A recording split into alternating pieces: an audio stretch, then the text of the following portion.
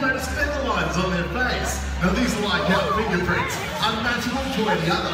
However, it is because of their beauty that people are stealing them from the forest and selling them as pets. Now, make no mistake, it is just very misunderstood.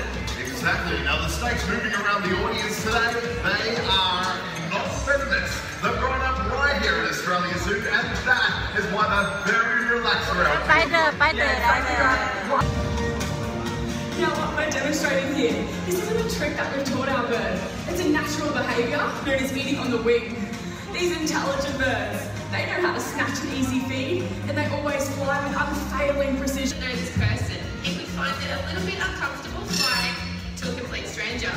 So, we're training him to fly to an everyday common object. In this case, just so happens to be a nose. Awesome. Can you tell me who to fly to?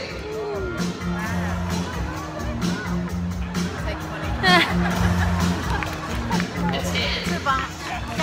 One arm out, your palm facing up. You're always going to return this via an air mail. How many places to note in your hand? Just close to 3 fingers over it. Oh, and thank you very much. That's your live, amazing. Red tail, like So hopefully you guys are really good for us today. And the biggest thing that we want to show you is the biggest mistake that you can make.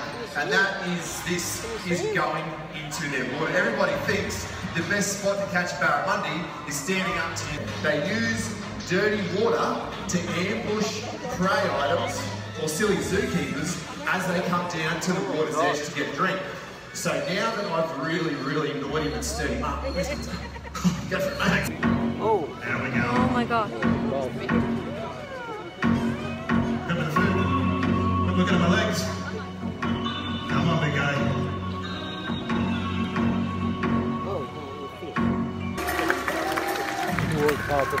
Now that was a bit slow for him. It was a bit cooler last night, but when he really means business, he can strike out from the tip of his nose to the base of his tail.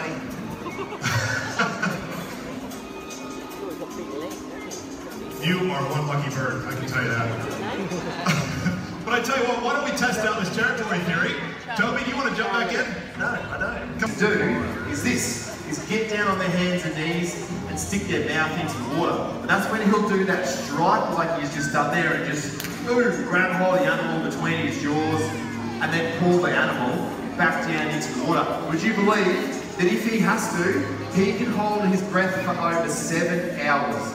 No worries at all. So he'll just grab something, hold it on the bottom of the river, pond if it's here at the zoo, and that's pretty much how he gets his food. Now he's got another thing he can do to catch food as well, and Hunter's going to show us that, and he's the best croc in the whole zoo at doing these tail walks. Yeah, that's exactly right. He is the absolute king of the tail walk. When he really means it, he can get his head up over this top rail. No worries at all. And as you heard just over there, those jaws coming together, that's no joke. That's probably 4,000 pounds per square inch of bite force pressure and bone on bone coming together. I tell you what, one of the first things you're trained in with crocs is you always bring 2 pairs of undies to every show. Now, this isn't a circus trick we had to teach Charlie. This is something he utilized from the time he hatched out at 15 centimeters long, all the way up to his 13 feet, and even bigger than him. And they use that massive big tail of theirs to actually push their bulk up and out of the water.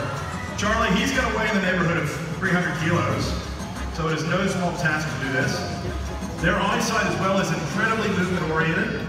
He can see things up above his head, and in the wild at his size, he's going to be looking for things like goannas and snakes, maybe even fruit bats that are overhanging the edge of the water.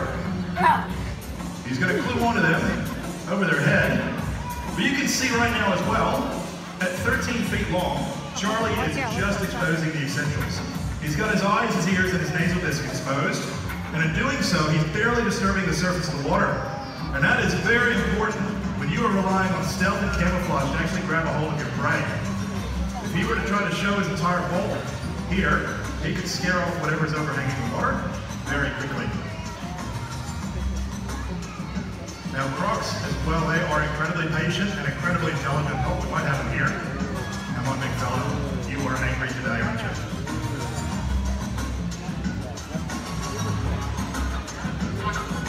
Come on, Charlie. I'll tell you what, he looks a lot bigger from up here. all of us in the Croc team, we've got this reoccurring nightmare that one day all the Crocs are going to do is figure out they're going to walk around the back of this thing. I'll tell you what, you will see somebody walk on water today. Come on, big fella. Now, they've got a cerebral cortex as well, or frontal lobe, just like we do. And Charlie, as much as Toby and I are working him, he is working us as well. He knows I'm up above him with some food, but he wants me to lean down a little bit too low. I'm not going to do that today, because you only get to do that once. It's called Come Closer. It's not a fun game to play with a Croc. That's actually why we brought Toby, just in case we need to get even closer. Come on, big fella.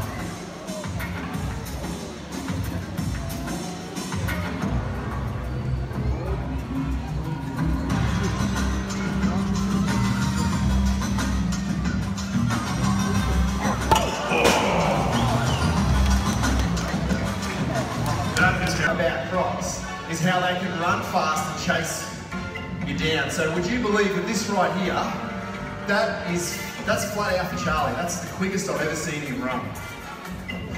Boy. Yeah, give him another round.